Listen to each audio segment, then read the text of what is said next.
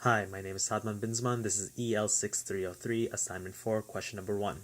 Show that if x is greater or equal to 0, and the expected value of x equals to eta, then the probability of x being greater or equal to the square root of eta is less than or equal to the square root of eta. To prove this, we're going to rely on the Chebyshev inequality, specifically the generalization where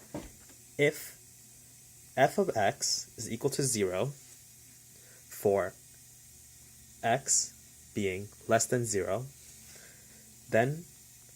for any a which is greater than 0, the probability of x being greater than or equal to a is less than or equal to eta over a. This is better known as the Markov inequality.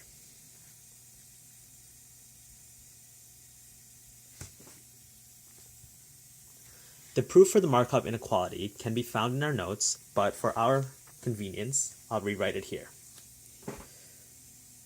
Eta equals the expected value of x, which equals the integral from negative infinity to infinity of x times the function of x dx, which equals the integral 0 to infinity of x times f of x dx, which is greater than or equal to the integral from a to infinity of x f of x dx, which in turn is greater than or equal to the integral from alpha or a to infinity of a f of x dx, which equals a times the probability of x being greater or equal to a.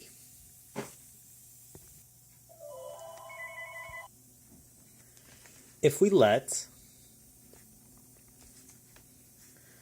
a equal the square root of eta, we can bring that back to our Markov inequality, which said that the probability of x being greater or equal to a is less than or equal to eta divided by a. We make our substitution for a equals square root of eta, so the probability of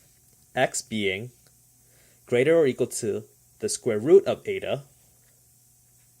has to be less than or equal to eta divided by the square root of eta, which simplifies down to, this here simplifies down to equaling the square root of eta. So we can come to the conclusion that the probability of x being greater or equal to the square root of eta, is less than or equal to the square root of eta. Thank you.